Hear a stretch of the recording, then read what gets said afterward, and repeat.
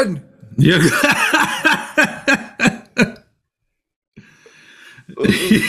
This is so. All right, this is already the beginning of the episode. I'm sorry. This is the way that the episode has to begin. Who would have thought that the Ozman himself would be here for this episode? The drugs seemed like a good idea at the time. Yeah? Today is going to be a metal show. Am I doing it yet? I don't think... Is it working yet?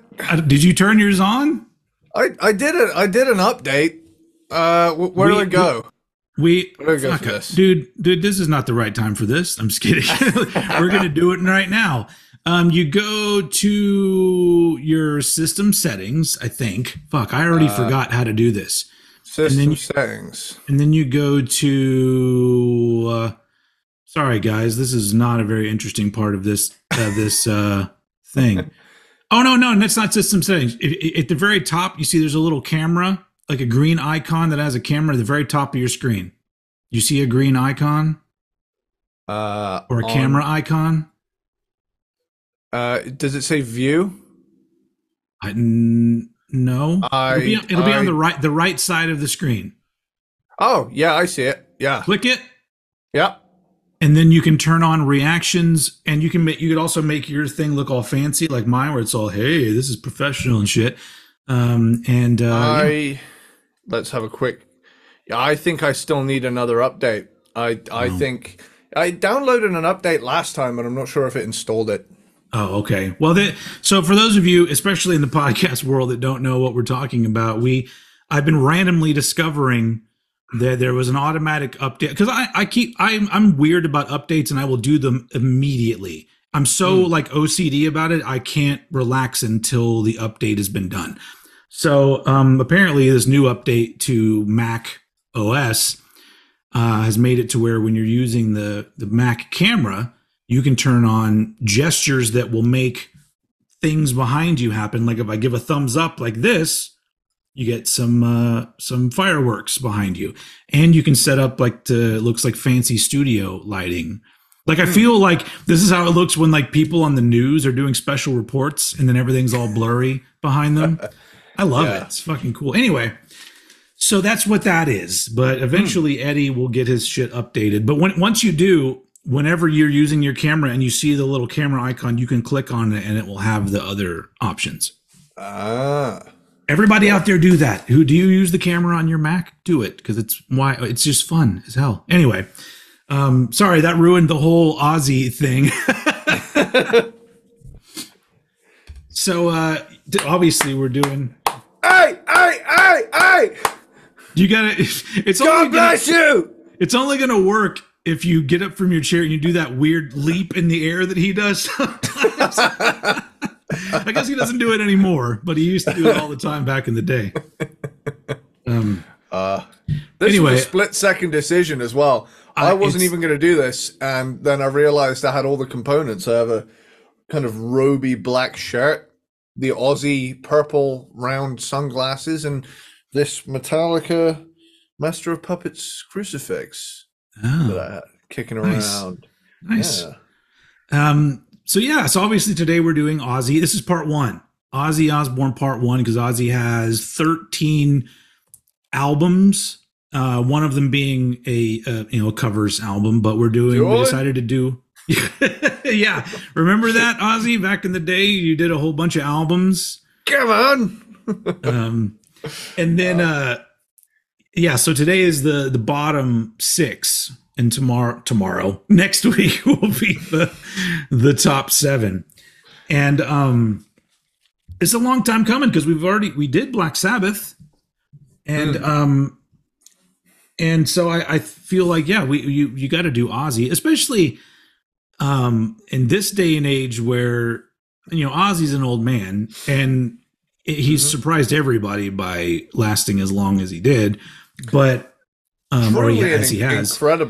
Incredible story. Yeah, but also very recently because he's had health issues, but I think recently was the first time that he said, I don't think I'm going to be touring anymore ever again, and I'm going to do just a couple farewell shows or something. So he's with that life. I mean, I'm sure like if he can manage, he'll still do one-off festival gigs until he just can't possibly do it anymore. Because I feel like that's who he is. He just wants to be on the stage even if he can't. So he's gonna. So I feel like this is a good time to do it because he's getting up there, and I'd like to do a ranking of Ozzy that isn't also like a eulogy or something, So because Ozzy's been in my life for a really long time. This is that part where we can talk about where Ozzy came into our lives. He's a figure that's just been around since forever. But I was trying to think of like what was my actual first exposure to Ozzy, not just knowing who he was, because like growing up and like watching MTV and like listening to some rock music, obviously you heard the name Ozzy Osbourne. It was just a thing.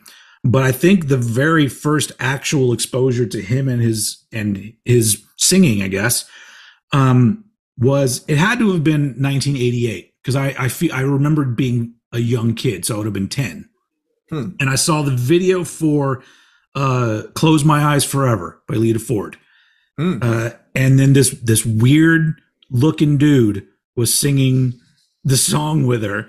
And I was like, oh, this is Ozzy Osbourne. And I remember that I used to love that video so much. And I recorded it just because I wanted to pause this part where Ozzy makes this fucking weird ass face. And I would just pause it and I would giggle my little young ass off.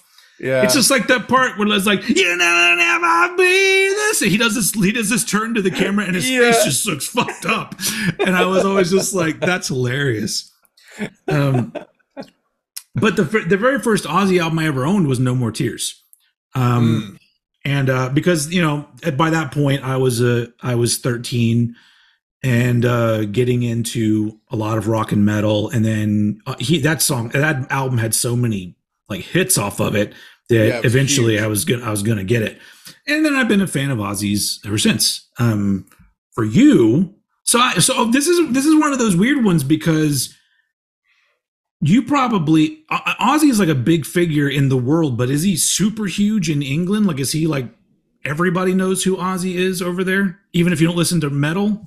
Definitely growing up, he is a national treasure to the point where I remember like the first time I remember seeing Ozzy was actually on this, like, it was this stupid like kids CBBC program called Heads, where basically they would do these like skits. I need to be on that show. yeah, they would do these like skits, but like they would all be played by actors who were like faceless, but they had these giant like cardboard cutout heads of celebrities, and they would just take the mick out of celebrities and stuff. And there was always an Ozzy and Sharon thing because the Osbournes was happening around the same time. So got it. Granted, it was for kids, so it was the swearing was toned out, but same kind of situations. They'd put Ozzy and Sharon in silly situations as characters, but to the point where that really that always stood out to me. Is at least from my generation growing up. Maybe not the one that was like, wow, it's so great of Post Malone to bring out this unknown artist, Ozzy Osbourne.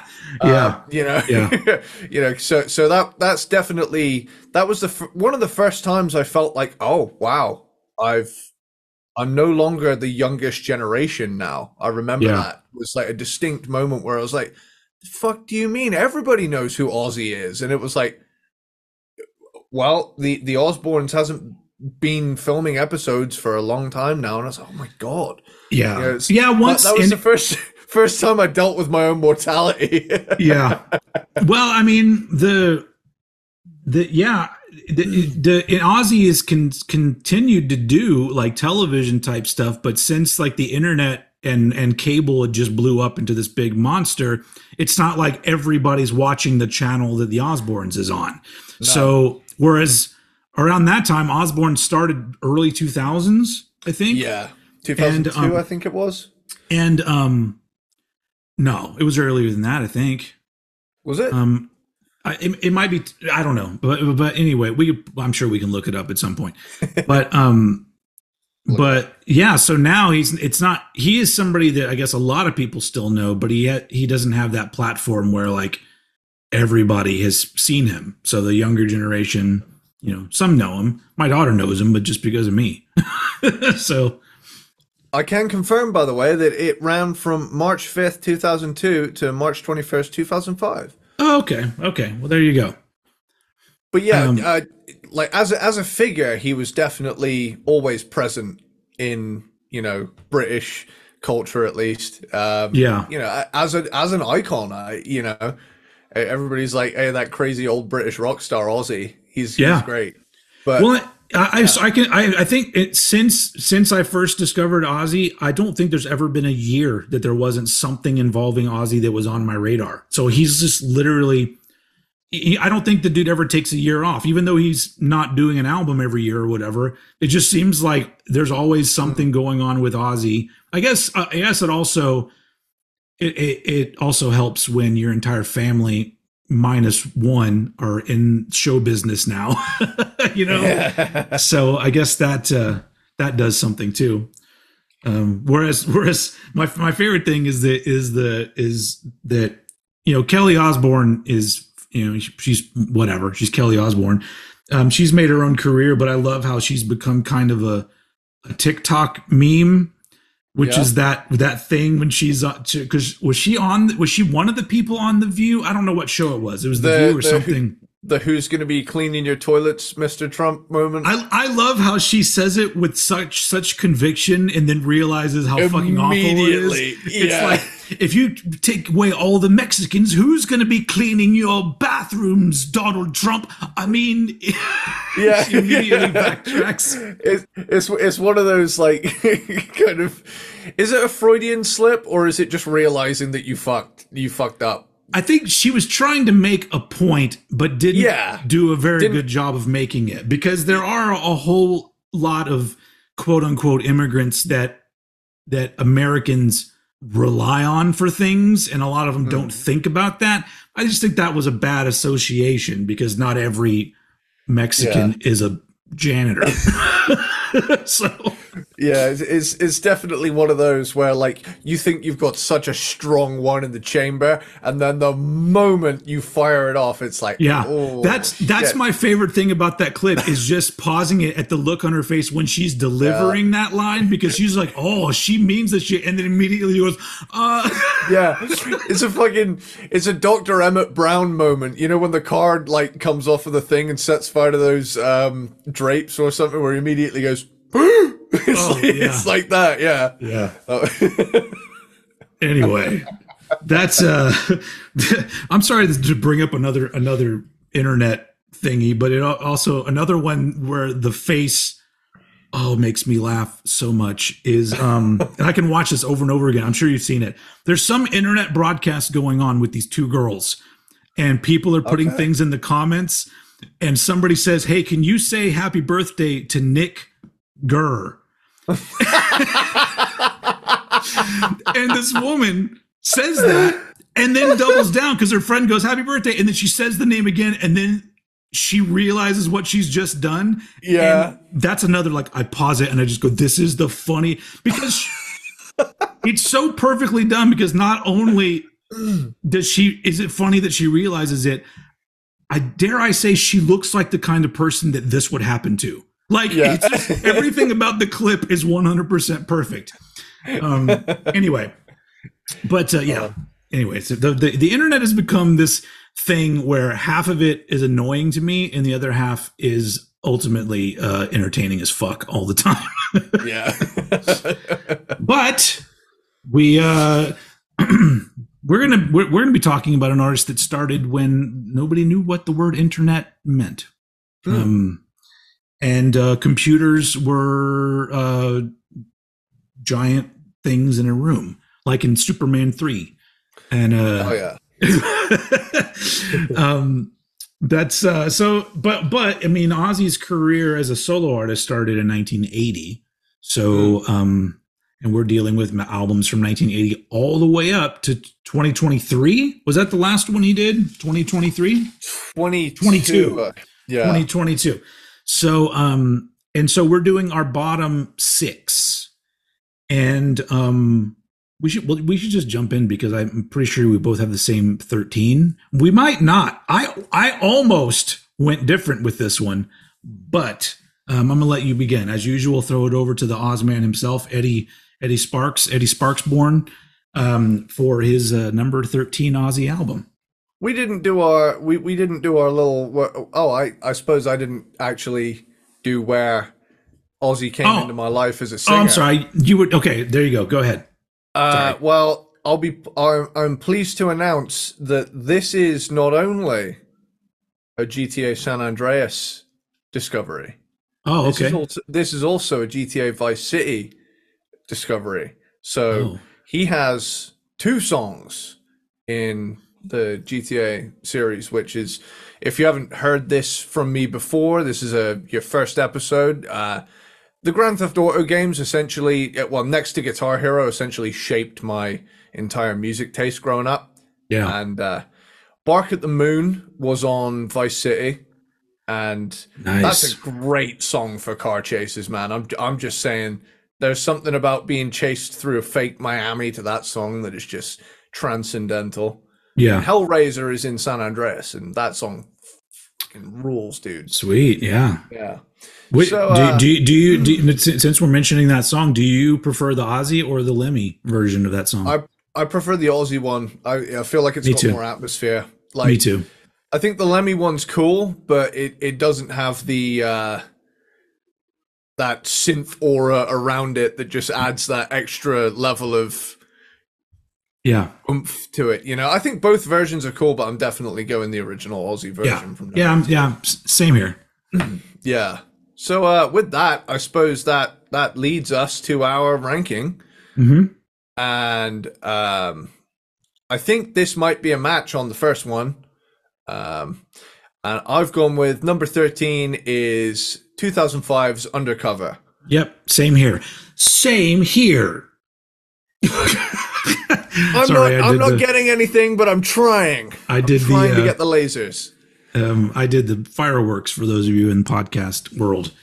So far, my favorite's the lasers, dude. The lasers is the metal hands. Yeah. There we go. Hell yeah. Look at that. That is, it's the smoke for me. It's the smoke and the way it goes through the haze. And then there's other ones, like just one thumb does the thumbs up. And then, that's weird. Okay. And then 2 thumbs up. Is that going to be there now for the rest of the show? Oh, no. 2 thumbs up is the fireworks. Thumbs down is the rains. And then was there another one besides the metal horns? Was there another one? There's balloons. What do we do for that? Was it clapping? No. Maybe. I don't know what the balloons was. Anyway, was it 2 thumbs up? No, that's the fireworks. Ah. So anyway, we'll figure that out at some point.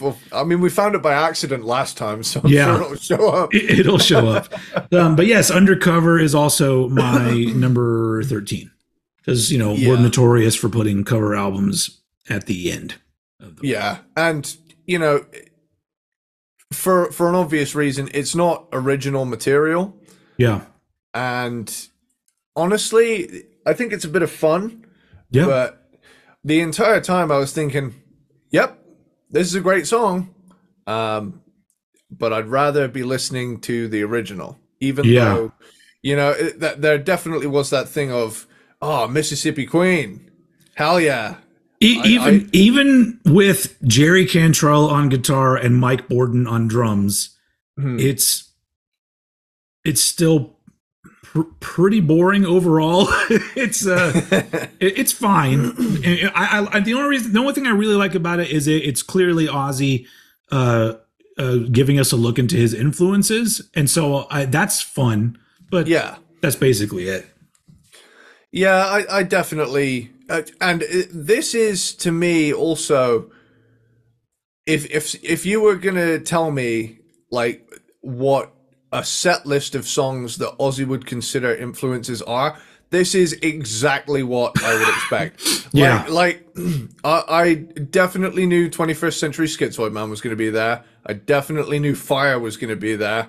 Um, Basically, just it's classic rock covers with Ozzy singing, Yeah. and it's a bit of fun, but it's definitely the least essential of the albums we're covering here. Yep. So, I mean, really, there's not much else to say other than Nah. it's a bit of fun, but it's the least essential. Yeah. We could fucking move on from that. No worries. But I do have to say that I almost actually put an Ozzy album at last place. Oh, because I so much don't like it. Wow. But we'll get to that because it's my number 12. But who knows what that will be? Okay. I don't know. Maybe we'll match up. I don't know. Let's find out. Okay. So my number 12. We might not. It's hard because sometimes I feel like I know exactly what you're gonna pick, and then sometimes I'm like kind of caught off guard where you hit me with something where something itches a certain thing for you. Yeah, I wasn't seeing coming. But number 12, my number 12 is Down to Earth from 2001. Oh fuck no, no. no. Okay. So this one for me. Definitely when it came up to listen to it, it was what I expected. Again, it was a thing of, it's an early 2000s album, so you just know the mix is going to be a bit ass. So it's not as bad as he would do, but yeah, it's not great. Yeah, it's a very muddy production, and the drums are weirdly quiet for that, For Mike Bordin. Yeah, and again, I think the songs are, fun and varied, but it definitely feels like this is the first Ozzy album where I felt like they were looking at what was going on, and instead of thinking we can do that, we'd be good at that, it's more of a case of, well, I guess it's working for these guys, maybe it'll work for us, because it had been 6 years at this point since Osmosis, and Osmosis was a bit more natural feeling to me, because there was always a lot of groove in what Zakk Wylde would do. So I feel like mid-90s, Pantera's come along now, so but yeah, that one felt a bit more natural. Down to Earth feels a little bit more like, well, we got to modernize Ozzy now, it's the new millennium. And honestly, Gets Me Through is a cool song. Dreamer, the singles off it are cool, and it is an enjoyable listen, but it's not what I look for in an Ozzy album. So, it ended up working its way to the bottom spot. And if I'm honest, this bottom half for me could change any day of the week. Yeah. Depending on what mood I'm in. Like, this is not an all-time set in stone list, but this is what I was feeling.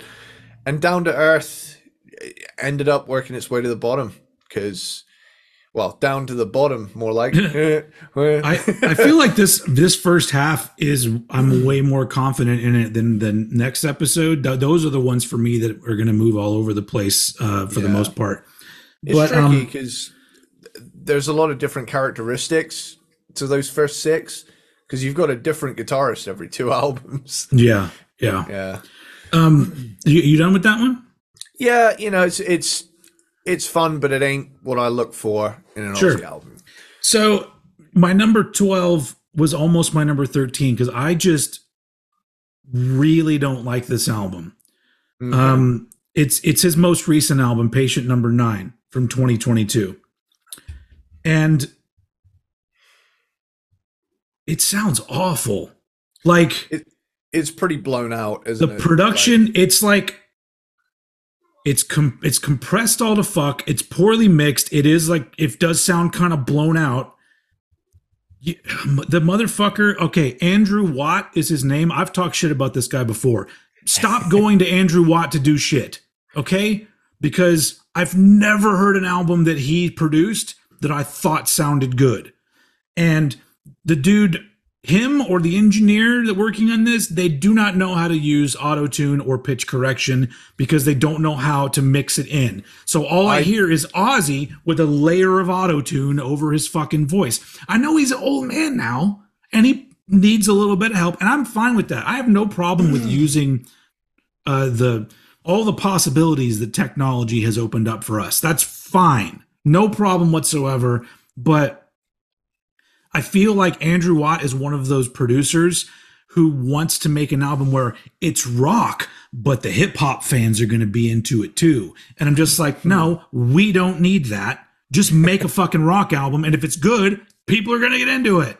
So anyway, and then on top of that, most of the songs to me are pretty bland and not memorable at all, to where I came back to the album to do this after hearing it the first time, and I was just like, I don't remember most of these songs. And really, like, the highlight for me are the songs with Tony Iommi on guitar, because at that point it's basically Black Sabbath, isn't it? Yeah, there's that song, the song No Escape From Now.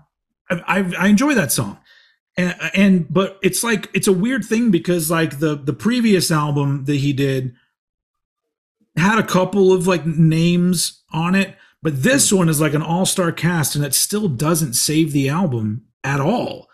And some of the songs just, and I feel like, because I was looking at like the writing credits, and sometimes the people who are guesting on it are also songwriters, and I'm like, did they have like a limited window of time where it's like Eric Clapton can be here from 2 to 4 p.m. and then he comes in and they're like, we have to write a song and record a song in 2 hours, and then that's the song that comes out. And first off, also stop working with Eric Clapton. Get rid of that guy. So that's just an opinion. I know a lot of people love him. I don't. And yeah, I think in the grand scheme of things, I wouldn't look at this album as an awful album if it wasn't an Ozzy album, because even the album prior to this, that when I first heard it and I did a review on it, I didn't really like it that much. Going back to listen to it, still had a thing where I go, oh, some of these songs are actually pretty good. I don't know what I was thinking. This one, it was almost like doubled down on how bad it was when I came back to it. So, not all of them though. Couple cool songs, but mostly just forgettable songs. And if it wasn't Ozzy, I would never listen to this album ever again. So, and it also bums me out because once I get to talking about Ordinary Man would have been such a great way to end things. And now that I go back and listen to it, man, if he had left off there.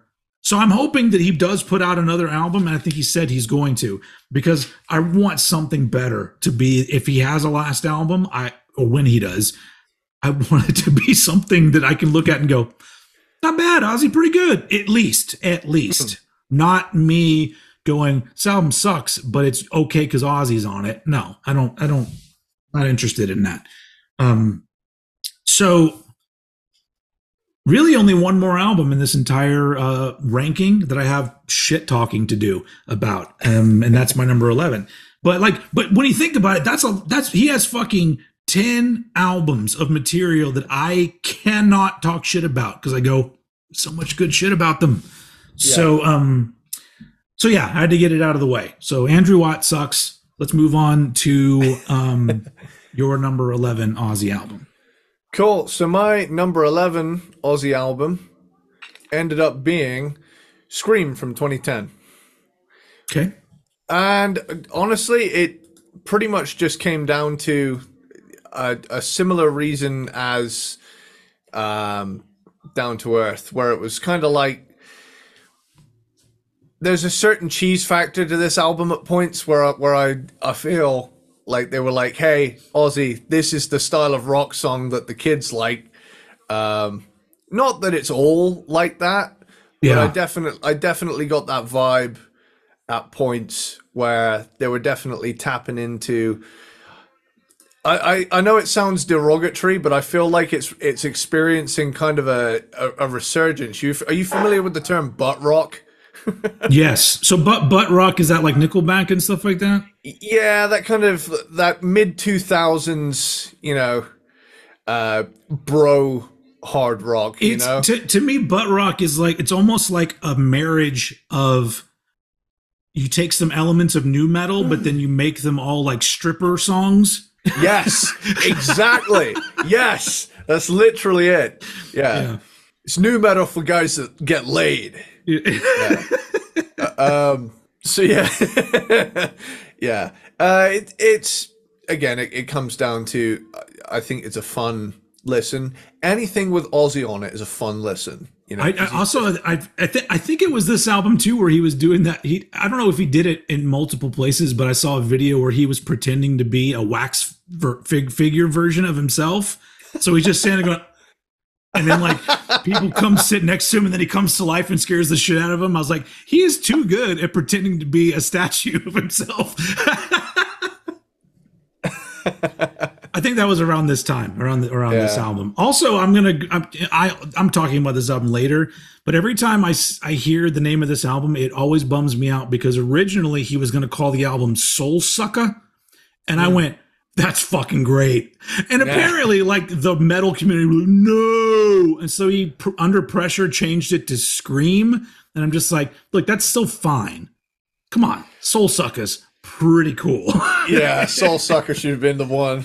Yeah. Soul Sucka with an A. With an A at the end of it. Oh damn.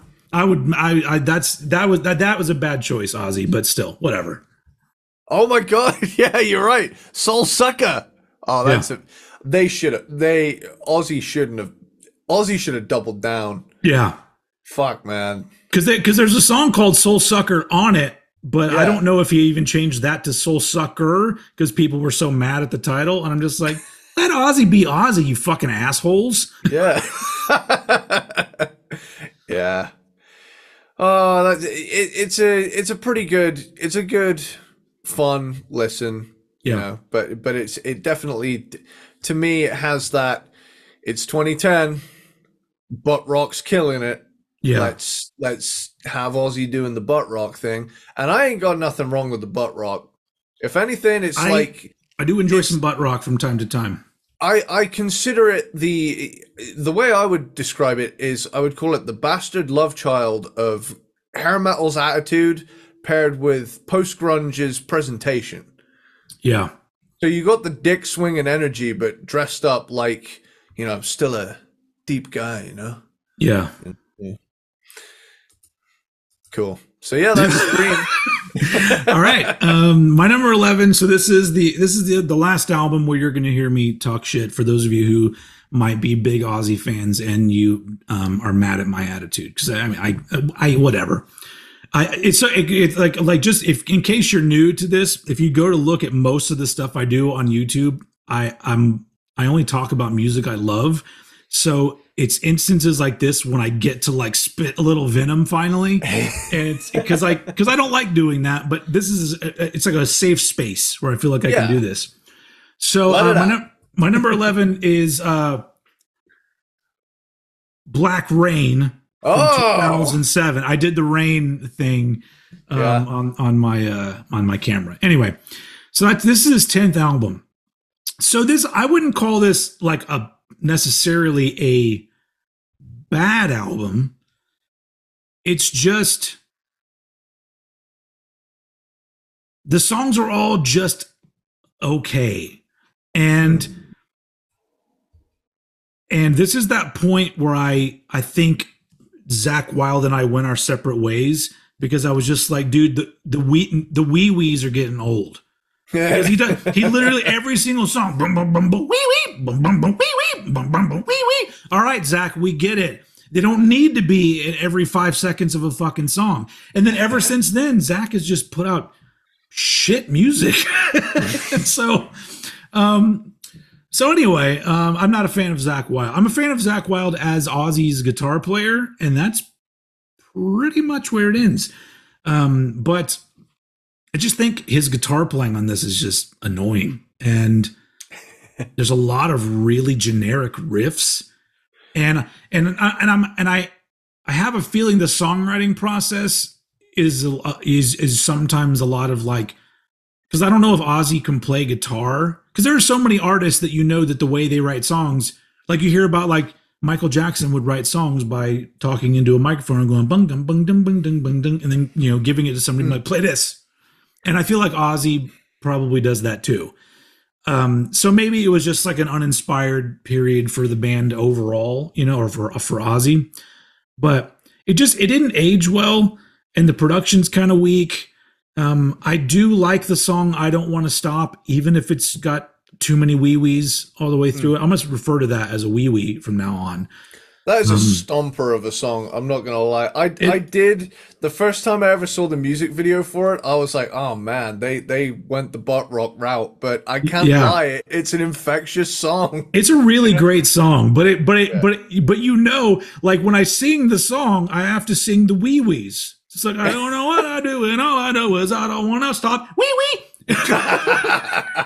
There's always got to be a wee-wee in there.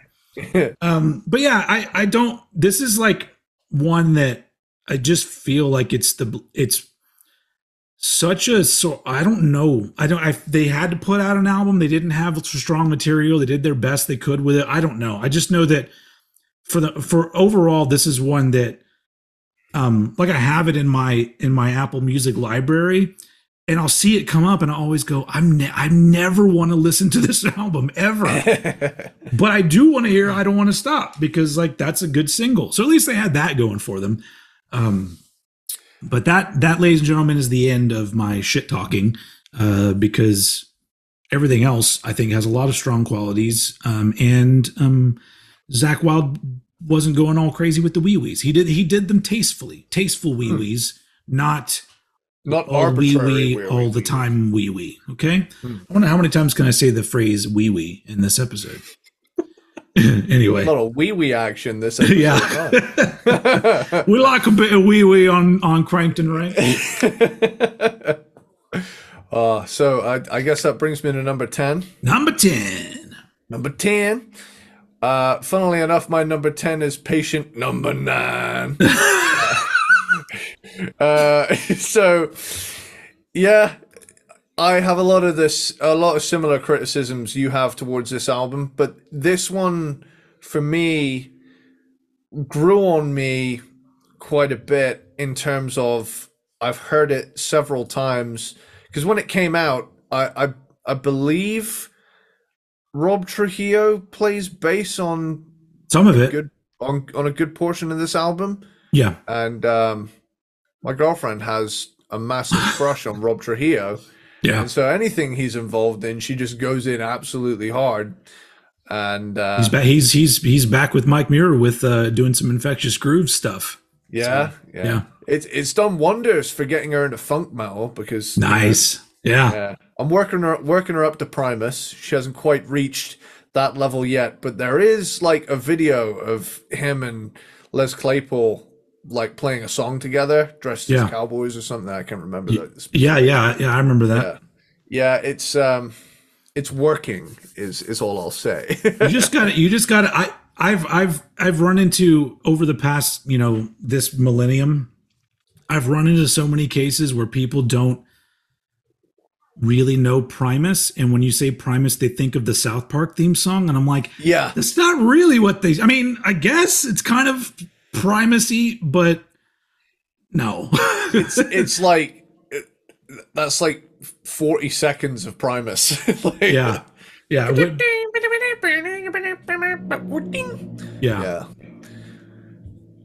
Man. Anyway, like I was saying, Patient Number 9 is I'm gonna keep that up as well. I'm not gonna stop doing that. The thing I do like about this album, the thing that stands out to me, is the variety of players on it. So sure. You've got Jeff Beck. Jeff Beck pops his head around the door.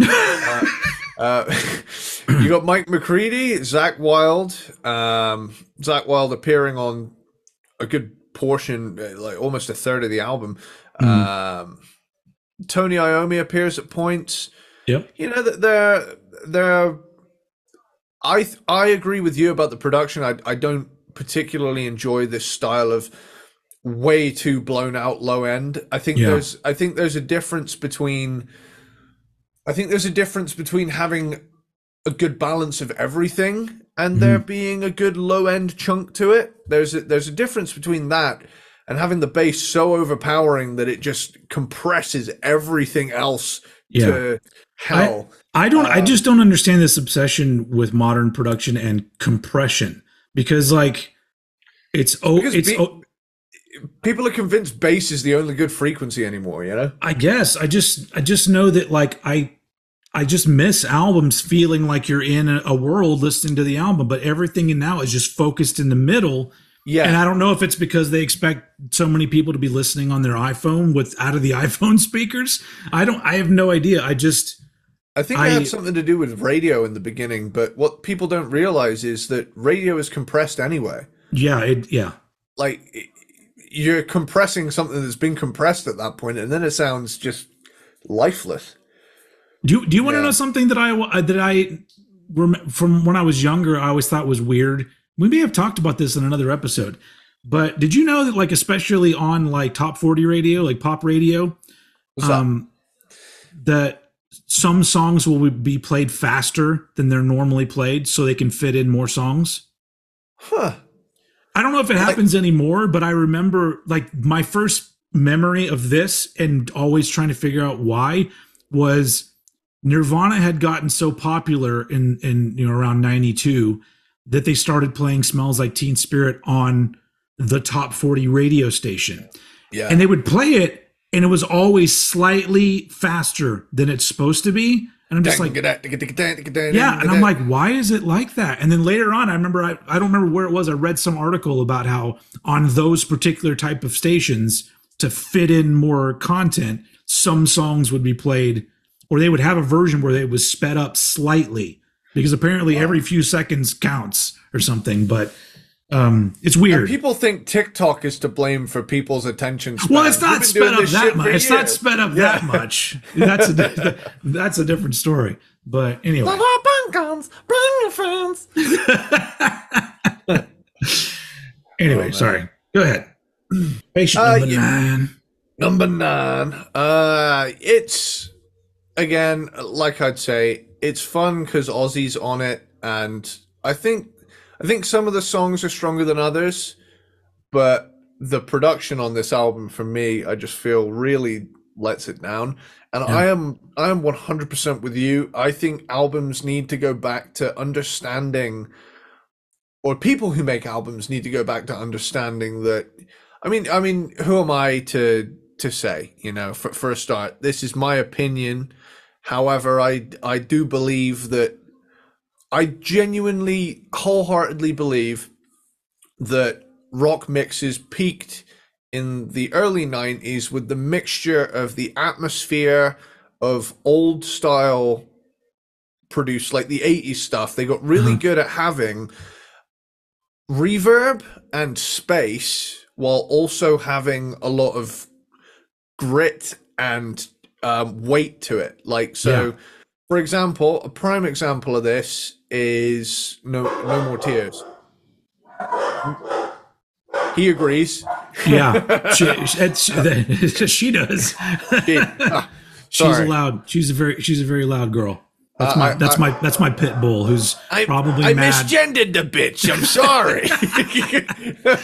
She's probably mad that there's a cat outside. Fair. Fuck them.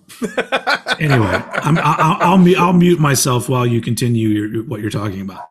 I was just saying, I genuinely think we lost something along the way in the 90s in terms of where the focus was at. Because I feel like we got to a point where we were like, wow, we can have everything in your face. And for a moment, everybody was like, no one's heard stuff like this before. It's really cool. But then somewhere along the line, they got too obsessed with compressing stuff and not having enough ambience. Ambience is the big thing that I think modern mixes are missing. And I know a lot of people would argue, they would turn around and say, oh, but what about, there's loads of atmosphere and stuff like djent. And I'm like, dude, just because you put a synthesizer over your riffs doesn't mean you feel like. The problem I have with a lot of like modern metal mixes is sometimes I'm in the mood for it, right? But I think it's oversaturated nowadays with too many bands sounding like, when you sit down to listen to it, you are hyper aware that you are listening to a studio recording that was done piece by piece in a studio digitally. Whereas you listen to albums like No More Tears, hell, you listen to an album like fucking Black Sabbath's first album, right? Even then, it feels like it's in a world of its own, and that's something I think is missing. I feel like the problem but this has happened with in all different areas of music, but a lot in rock and metal, where there became a point in the 90s where people kept using the term overproduced. Yeah. And so I think because of that, the groupthink mentality slowly became, oh, that kind of production is bad. And so now it's gone completely the other end of the spectrum, where it's just like, no, take all the room noise out, take all the natural sounds out, everything, if there's a little mistake, don't leave it in there. And it's like, so we've gone way too far to the other side. Now I've said this before, there are newer bands and newer producers who are trying to get back to that. And some of them are doing it pretty well. There is some good sounding shit coming out these days where they're able to incorporate a modern sound, but still give it this sort of, I don't know, aura. An aura. And so, but I think when it comes to stuff that's mainstream or is intended to be marketed mainstream, that's where the producers, that their job is to make this, a crossover if they can. It's like, so if the production is right and you put Post Malone on it, hopefully, there will be a crossover or whatever, So I don't know. It sucks, but at least we still have shitloads of examples of amazing sounding albums mostly from the 90s, but yeah. Yeah, absolutely. What gets my goat, though, is when people go ahead and go back and remix and remaster stuff that didn't need it. Yeah. I'm fine with remasters. I draw the line at remixing and especially re-recording. Yeah. That's like Nazi book burnings to us. Yeah. It's just changing history. I would prefer no remasters whatsoever. I don't see, especially when it comes to vinyl releases. Like if you want to remaster it for Spotify, go right ahead. So when people are listening, everything's all one volume. That's the only thing I can think of. There are a few, I guess, albums here and there that were improved, I guess, by a remastering, but most of the time it's unnecessary. And when I get a vinyl copy of something, I'm just like, why did you put the remastered on here? It doesn't fucking matter. Just give me the original version, which is why I'm so crazy about trying to get original versions of albums or repressings by certain companies that just repress the album. And I'm just like, thank you. That's all I want. I don't want remastered, because it just seems like most of the time they just turn up the fucking treble. And I'm just like, okay, great. Now, I will say we've used it as an example several times on this show, but the difference between the original Megadeth mixes and the 2004 remix remaster is like a great tragedy, especially to you, because I grew up with those mixes, and I grew up with those mixes, and it wasn't until after the fact that I realized, when I started buying the vinyl, I was like, this sounds so different to the CD. Why is that? That's never happened for the rest of the things. And then I realized, oh yeah, I've got original pressings of these vinyls, and these are the remix remasters. And I just remember, I feel like some examples are more egregious than others. Yeah, agreed. However, I think when you go back and retroactively rip out the personality of an album that made it unique in the first place, that's when it becomes a problem. Yeah. I probably talked about this when we did the Megadeth episodes, but I accidentally stumbled across the remixed Rust in Peace.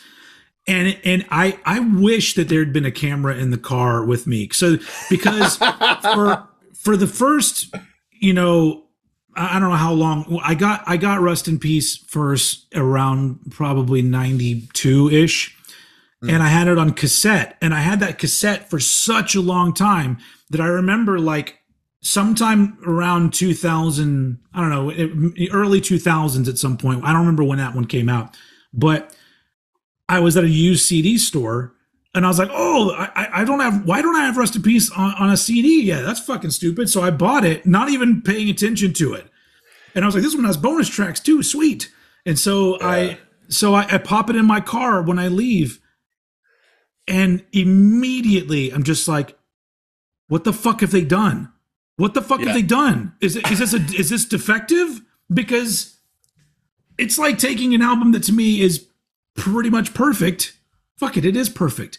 And completely ruining it. Not only remixing it, but redoing vocals. Get the fucking recording, man. So I gotta take this moment to do like a shameless plug for myself, just because it's related. Recently I launched my own radio station, which is through an app called Live 365. It's available in the UK. You can download it and listen to it over there. It is 24 hours of old head approved bangers. And there, I even cut like radio ID spots, and you will, one in particular you will absolutely love. But I won't tell you. But so the way that Live 365 works is that you provide the music, you pay a monthly fee for the licensing to be able to be played, and so I basically uploaded like all the shit that I could get via CDs or downloads from Bandcamp. Nice one. But the one thing that I was so proud of doing is that I uploaded the original mix of Rust in Peace, Countdown to Extinction, and Risk. So you'll hear songs from those albums coming up, and every time it comes up, I listen to my own fucking station because it's fucking great. But every time one comes up, I'm like, oh man, it's Insomnia sounding the way it's supposed to sound on my radio station. And it just makes me feel so proud. And plus, you know, every once in a while you get, you know, the view from Lou Reed and Metallica. I am a chorus of the voices. The magnets. Sorry, I like saying that part. Sorry. If any of you can go either through the YouTube link or on my socials to my link tree, there's a link. You can go straight to it. And if you don't have Live 365, so I think it's right now it's available. I read that it was just US, Canada, and UK, but I saw that you can also listen to it in Australia and France. So, unfortunately not Germany. And I know I have some German peeps, which sucks. But you can try. Do like what do you call those things? A VPN? Where you can change it and then listen to me. Anyway, Live 365, it's free. I pay for it to have my own station, but I fucking love it. And now it's like, I'm going to start doing radio shows on it as well. Like actual radio shows. But anyway, that just made me think of it because I'm like, the real Rust in Peace is on there. If you hear Hangar 18, it's going to sound right. Most importantly, Take No Prisoners is going to sound right.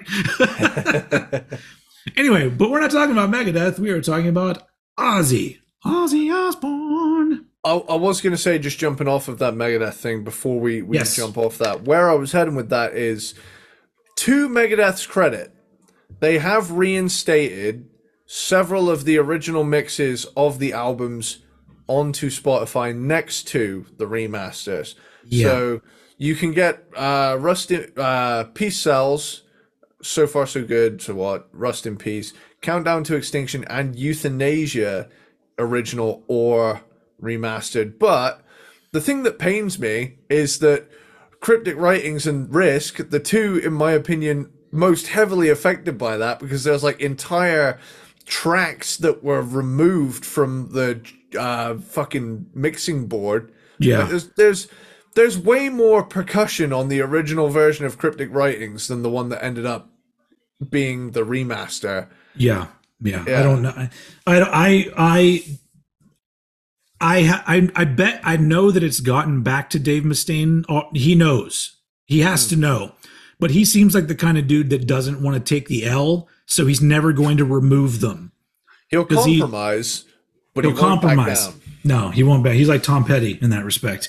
Anyway, yeah. 'Cause I'm free falling. So is that? Yeah. It's like one of those things that everyone's doing now, where they use the AI to make Dave Mustaine sing Tom Petty.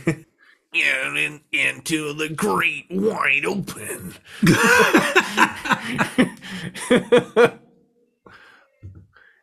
Don't have to live like a refugee. Hello, mate. I'm a refugee. That was not good at all. That was fucking great, though. I love that. I might. You know what? Now that I think about it, I might use you for some radio IDs for my station. Maybe I'll have you do a Phil Anselmo and a Dave Mustaine. Yeah. Like, you'd be like, "This is Dave Mustaine. You're listening to Old Head Radio." No Metallica all the time. And then you'll be like, "It's Phil Anselmo, heroin needle in my goddamn dick." Needle on the record, heroin needle in my goddamn dick. Let's fucking go. I watched your podcast last night. Oh. That was too good. All right, hold on. Let's get back on track. Steering back onto the highway, onto the Ozzy highway. Where did you finish your number 10? What was your number 10? My number 10 was Patient Number 9. Oh yeah, are you still on that? I'm sorry. I just thought, can you imagine like an AI Dave Mustaine? I have 2 number 9s. Number 9 large. Number 6 with extra dip. I'm telling you, Nick, not only do I want that, but I want somebody to take that and put it in the Beatles song. I want the original. Number 7. What is his name? Big Smoke? Is this Big Smoke? Big Smoke. I want Big Smoke to be on the Beatles song. It's just him saying number 9.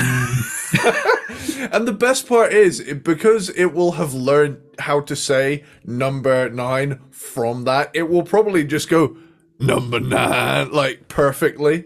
Yeah. Oh man. So in some ways, AI is a beautiful thing. In other ways, it's a frightening thing. Yeah. Have you seen it's figured out how to make CCTV footage? No. Have you seen it's figured out how to make semi-convincing security camera footage? Oh, Jesus Christ. So here's the thing that I keep thinking of, because I'm like, I'm always, I literally spend so much time doing my quote unquote old head stuff.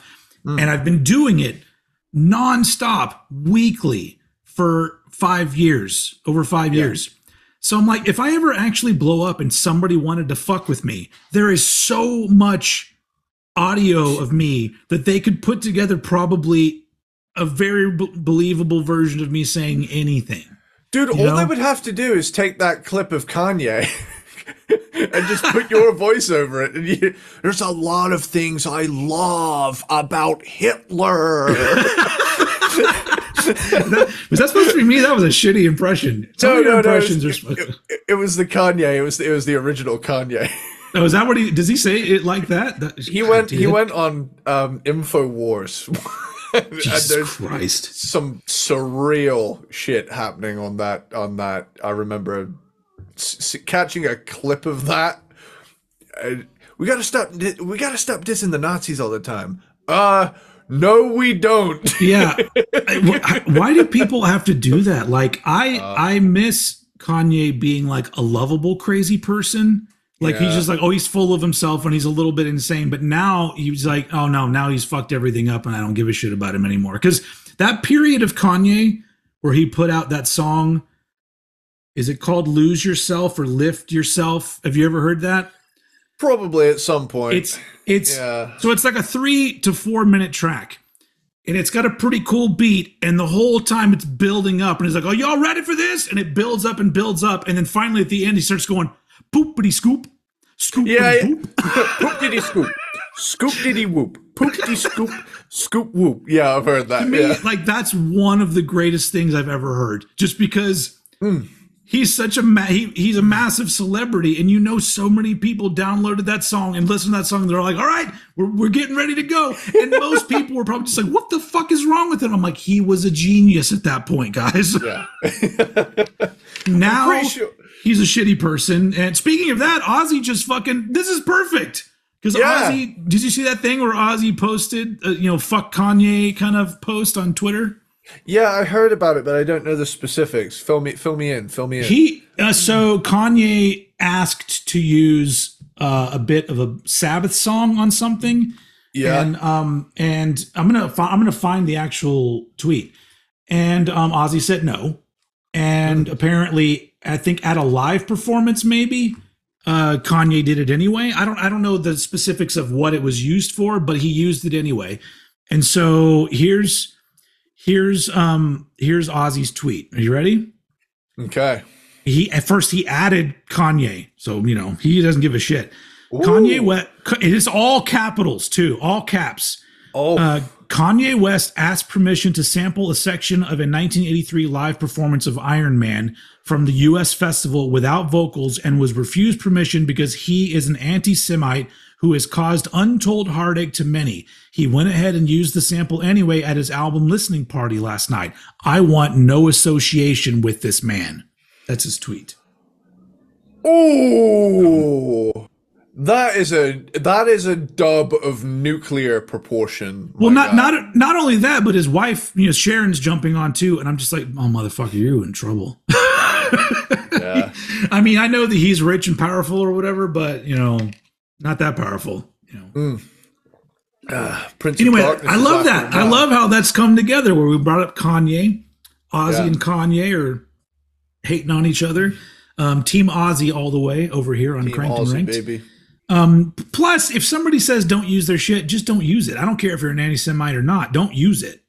Just there's a they said no, so don't use it. Anyway. All right, where are we at? Is it my turn for number 10? Yeah. Over to you, number 10. All right, so this one was a surprise because it's Ordinary Man from 2020 is my number 10, and it's because when it came out, like I said, I didn't really like it that much. But then coming back to it again for this thing, I was pretty surprised. I was like, well, the production is still pretty bad because it's Andrew Watt, but it's not as bad as Patient Number 9 for me. And but I going back to listen to it, so many of the songs, I was like, you know what? I was kind of letting the fact that I didn't like the production, and Andrew Watt is the guitar player on a lot of the album, and it's just like getting somebody from the Black Keys to be your fucking guitar. It's like nothing. It's like bullshit guitar playing. And some of the riffs are not that great, but going back and listening to it, the songwriting itself, I'm like, man, there's some really well done songs that, especially the song Ordinary Man. Yeah. Like I was just like, that's why I'm like, this would be a great last album, because I love the idea of, that being a last, kind of thing. Like I don't want to die an ordinary man. And Ozzy, you will not. That is one thing you will not do. But I think with all its flaws, it really does. There's something about a good chunk of the songs that when listening to them, I just went, wow, these are actually, pretty enjoyable. And if it had better production and better guitar playing, in my opinion, then I think it would be an amazing album. But it's got flaws, but I was just so surprised. I'm like, wow, this will go in my top 10, because I'm like, good on him, because, and I'm perfectly, I love proving myself wrong. That is one of my favorite things to do. I love going back and listening to something that I didn't like and all of a sudden loving it, it gives me some sort of joy. It really makes me feel happy. I think it's because like it gives me that feeling of like bad things can become good, or like I don't know, it's almost like a hope for the universe that's happening inside my head. It's like, you know what, you did not like this and now you've come back to it, and it feels different. It's a different album. So anyway, which is another reason why I've stopped doing, for the most part, a lot of like album reviews like that, where I wasn't going to buy the new Ozzy album, but I reviewed it anyway just because I was bored and needed something to put up on an old head. But I'm like, yeah. So there's no need, because if I hear an album like that and I go, yeah, fuck this album, chances are 3 or 4 years later I'm going to go listen to it and go, not bad actually. But yeah, that review is always going to be there because I'm never taking that shit down. Because even the worst shit that I did back in the day, I always want to leave it up just to be like, this is, you started from the bottom, now we're it, that kind of shit. Yeah. I just want to I want to leave that out there and be like, this is where I came from, and then this is where I am now. And I think it's cool. So anyway, whatever. Too much talk about me. More talk about Ozzy. That was my number 10. On to number 9. Cool. So I can jump. Which is it's not patient number 9. Nope. It ain't patient number 9. My number 9 is Ordinary Man. Sweet. All right. Jumping straight off of you. And it's, I definitely think that it sounds better than patient number 9. Mm-hmm. And to me, these latest two, for me, they're kind of on an even thing of like mood. But I think if we're talking from a songwriting perspective, I think this is the stronger of the two. I think there's some great stuff going on here, especially like the big singles from here, especially Ordinary Man. Like, that is a great song. Elton John on it too. I mean, it's a really good performance from both of them. Under the Graveyard's a good track. The Post Malone songs are fun too, because you've got It's a Raid, which is a bit more of a crazy punky rocky number. I think that has Travis Barker on drums, doesn't it? I believe so.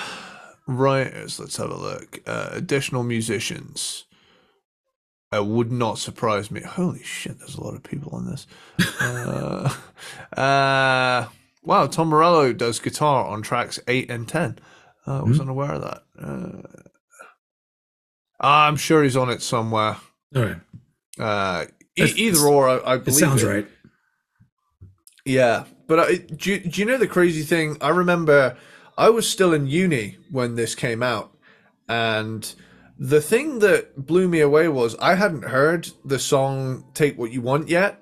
Yeah. And I remember getting in a car with a friend of ours who was, for all intents and purposes, musically a very top 40 person. Yeah. But I got in the car and I was just dumbfounded to hear Ozzy coming through the thing. I was like, hang about. You called me weird for liking metal the other day. She was like, yeah, well, Ozzy's done a song with Post Malone and, it's actually pretty cool. And it was one of those like crossover moments where it was like, you ain't half bad. Like, you know that point in the movie where like two people who initially were, at each other, warm up to each other by like the midpoint. It was one of those. It was one of those moments in real life, which was kind of cool. But anyway, honestly, if we're talking the latest Ozzy albums, I think this one, from a songwriting perspective, is the stronger of the two. Mm-hmm. I think, honestly, I would see myself listening to this one more than Patient Number 9. But honestly, I think both of them are growers for me. I find new stuff. I could say that about any album, really, but yeah, I think they're cool.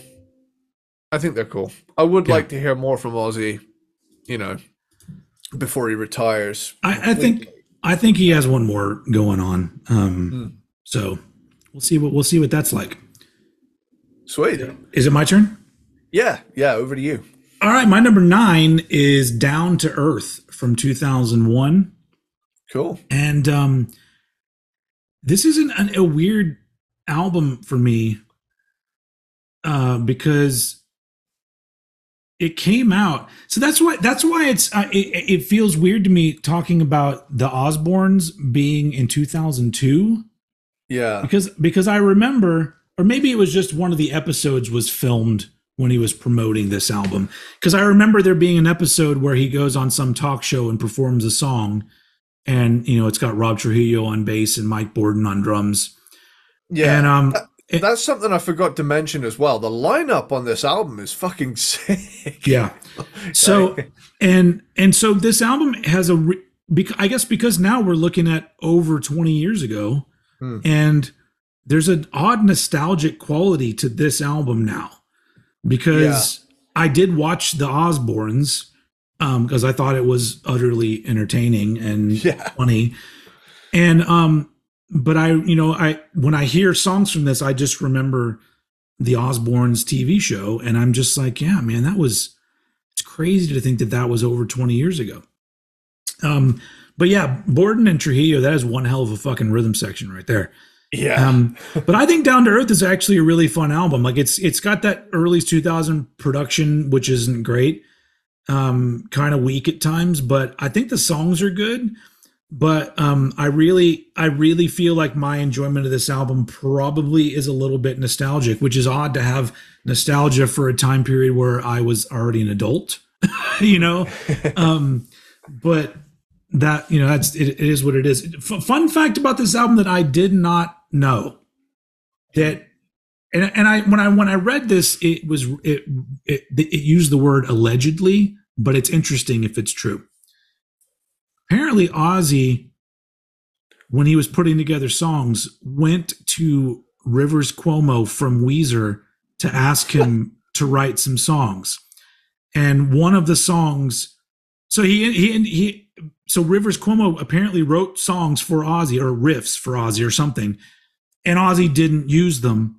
One of those riffs became the song Hash Pipe by Weezer. Whoa. So Hash Pipe was written allegedly for Ozzy, and then they just changed it into a Weezer song. And I'm like, that is fascinating. The Zakk Wylde one would be like, well, I mean, on Down to Earth, he isn't all wee-wees. It's not all wee-wees everywhere on this one. But yeah, I really do like Down to Earth. I think it's obviously not one of his best, but there's something about it. It sounds like that time period, and I enjoy it. So it ends up being my number 9, which leads us to our last of this part 1 episode, and it is time for your number 8, sir. Cool. So my number 8 is 2007's Black Rain. Okay, with all the wee-wees intact. Yep. And this is an album I went into not expecting to enjoy it. He's doing the Black Rain. I just wanted to do the black. Yeah. Sorry, podcast listeners, but it's too much fun doing these hand gesture things. Tell you what, for the sake of it, let's see how long you can keep that up. I want to see how long the rain goes. Does it just stay like that indefinitely until? No, it fades out. Okay. I was going to say, but it definitely has. Oh, there it is. There's the balloons. And there's 2 peace signs. What does that do? 2 peace signs does confetti, yeah. And I go, peace and love. I've got too much to do. Love. No more mail. It's going in the bin. All right. Sorry about that. Now we figured it out. It's peace signs 1 peace and 2. And love. What does this do? This doesn't. If it had like a mushroom cloud behind you, that would have been epic. Come on, Apple, get to work on the middle finger gestures. Anyway, go ahead. Sorry, we're talking about Black Rain. Yeah. So I went into this album not expecting to enjoy it as much as I did. The wildisms are on full display. There's no denying that. That's a good term. But I feel like they kept this album to a pretty good 46-minute runtime. And I feel like there's enough variation between the songs despite the wildisms for me to have a good stomping, butt-rocking 2000s detuned groove metal riffing time to it. And, you know, it's a good time. And I like riffs, and riffs are good to me. Genuinely, I enjoyed this album a lot more than I thought I would. And on any given day, some of these could shuffle around, but I genuinely found myself having a good time, and it was a pleasant surprise for me. I can't quite describe it. It's I remember there's a Trevor Phillips quote from GTA 5 where he's talking about something fantastic, and he's like, "It's like pornography or a perfect turd. I can't quite describe it, but I'll know it when I see it." Oh, yeah, I liked this. And like we said, I don't want to stop as an absolute stomper. Honestly, if you like wrestling music, this is wrestling music. Yeah. Yeah. That's pretty much Black Rain for me. I've my notes this time have been I've been very, very busy this week, so I've been a little lean on the notes, but that's all right. I feel like the flow of the episode has been relatively unaffected. Yeah, I don't think anyone would have even noticed. But which is why I saved it to the end to admit that. We're professionals. We may have my dog Melvin in the background during this for my last one because he's Melvin. Yep. Yep. Is that why? Can I just ask? Is that my wife? Okay. My wife named him. Oh, nice. My wife just decided that he needed the name Melvin, and I was like, yeah, I love that. So that's his name, and he's the best dog ever. Like he's my buddy. He's always with me, and he never causes. He's like the dog that waits, and if another dog wants to come over and eat his food, he just goes, "Oh, okay." Like he's really cool about everything. Anyway. Is he the white fluffy one you had? No, he's the Schnauzer. He's like a gray Schnauzer. Okay. The fluffy one is Lulu, who is named after the Lou Reed and Metallica album. Cool. But her name was originally Lucy, and then when we got her, I'm like, nah, her name's Lulu. Sorry. Yeah. Anyway, sorry. So that I have 5 dogs. So anyway, where are we now? My number 8. Wrapping it up. My number 8 is it's interesting because I wouldn't have thought this would be as high, but when I was listening to it, I really liked this album, and Scream is my number 8 from 2010. The 11th album does now here's the thing. Some albums from this period of time have the modern for the time production style that's actually become kind of fun, where I don't know what it is. I don't like it. It could be better, but there's an element of it that I go, all right. And you said like wrestling music, or like, it's like, it does have that sort of like, this is supposed to be played at a sporting event kind of thing. Yeah. And I don't know why I liked it. It's not great sounding, but Let Me Hear You Scream is a great song, I think. And Gus G, is really good. I mean, I don't know a lot about Gus G. I know he's a good guitar player, but I like the guitar in this album a lot. I think it sounds really good. And there's a lot of really great energy. I don't know if, Gus G maybe brought some of that with him, I guess. But I love the fact that the guitars are big and chunky, and that always, makes me happy. I love big chunky guitars. And not only that, up until this point, Ozzy always had one song, not on every album, but he had a lot of albums where there would be that one song that was like a tearjerker. Yeah. Like it makes me feel emotional. And on this one, the Life Won't Wait. Life Won't Wait always, there's a combination of things about that song that I'm always just like, why you gotta try to make me cry, Ozzy? What the fuck is this shit? And there's something about that when you can write a song like that, because usually like songs, you know, that are written to be some sort of emotional song always end up being kind of sappy or forced, and I just kind of go, that's cute. But sometimes there's those songs that I go, I kind of feel it. I feel this song, the notes of the song, the words, everything about it. He nailed it. So Road to Nowhere was always that one for me. You know? From on that album was Mama I'm Coming Home was one that like I was just like, I don't know why that one always affected me. But we'll get to those. So I love. So this worked out. So before I get to my little last bit on Scream, this worked out exactly the way that I thought it was going to work out. Where we were going to do all of the 2000s albums in this episode, and then everything else in the next one. But I think Scream is fun, and to me it's aged well. Even though it does have elements that really tie it to then, but it's the same way with like listening to Ultimate Sin, and it's very much tied to the late 80s.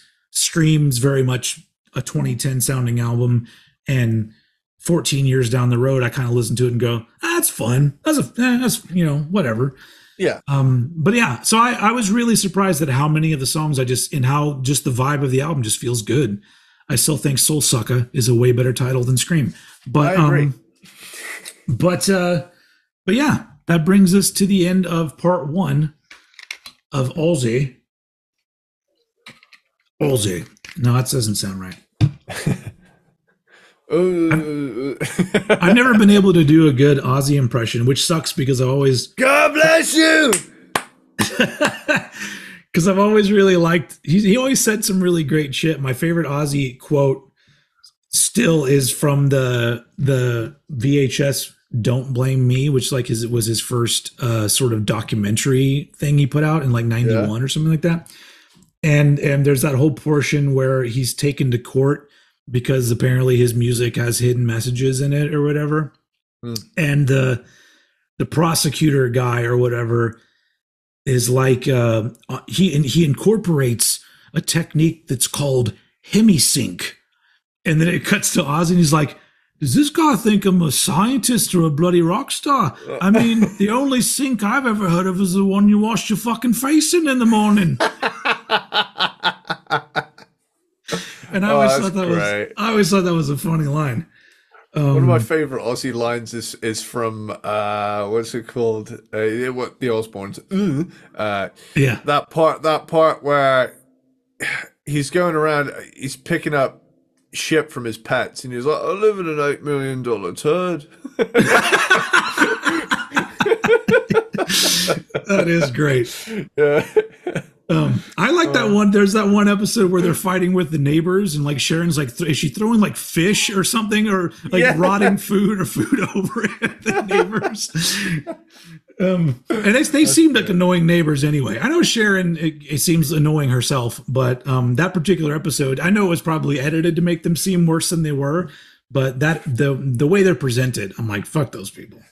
The amount of times that my partner and we've reenacted someone has been in my room and taken my beers away from my room. I don't think so, darling. You're the beer thief. It's just is that from an actual episode? Yeah. He emerges from his man cave and he's like, someone has been in my room and taken my beers away from my room. Can you do me a favor? I'm going to ask you and your girlfriend. You referred to her as partner. Does that mean like you're not married yet, but you're very serious? So you're saying partner. I like that. This is a favor from her too. On TikTok, she doesn't have to be on the video, but dress how you're dressing now and do a TikTok where you're doing that scene and she's off camera doing her Sharon, because I would love to hear that. That sounds like that would be funny as hell. So, I'm giving you a TikTok idea. Yes. And just let her know I would appreciate it because I would giggle at it, I'm sure. Not that I don't love the fart sound effect videos. I need to film more of those, dude. Like I've been away from the studio for a bit, so I've not had a chance to film more of those. But I am making a big old playlist of songs that have little gaps in them and little moments that could benefit from some flatulent emphasis. Yeah. So yeah. If anybody hasn't seen it and has TikTok, look up Eddie Sparxx on TikTok, and I've been posting videos of me adding fart sounds to popular metal songs.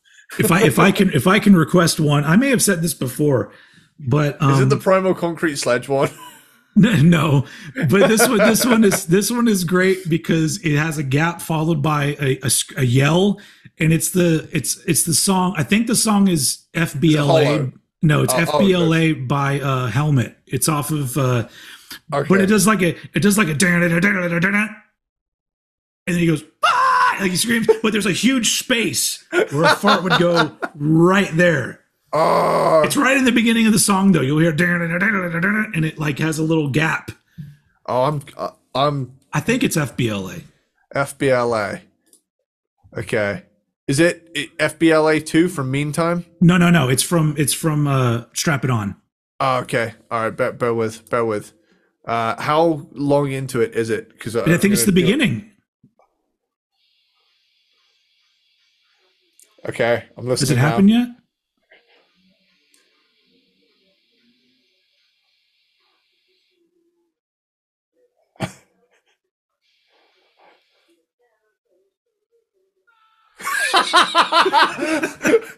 You see, that's a wide open space for if you can find a long one. Like maybe there could be a ripper that goes through there.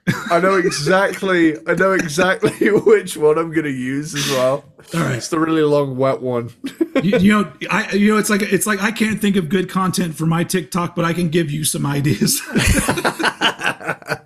Anyway, all right. On that note, let's get out of here. Go follow Eddie on his TikToks and all of that stuff because he does funny stuff. Anyway, that's it for part 1 of Ozzy. Next week we'll be back for the top 7 Ozzy albums that will include everything from the 80s and 90s because that's what we haven't talked about. So and hopefully, hopefully Eddie will be back looking like Ozzy next week too because I've enjoyed it this whole time. Maybe next time I'll bite the head off a bat or something. Yes, they should sell chocolate bats so you could just with like jam filling. Yeah. Oh yeah, perfect. Anyway, all right, so that's it. This is it for this episode. Peanut butter platypus or aluminium squirrel. To those of you who are here till the end, because you're the reason we do this. Well, we do it for everybody, but you guys are the special ones. Anyway. That's all for this episode. Here's my bottle of water. I don't know why I picked that up to indicate something. Well, before we go, I'm going to do one of these to do the lasers. Yeah, lasers. Woo! All right. I did some lasers. All right. So on that note, I'm going to throw it over to Eddie Sparxx to take us out. Lay it down!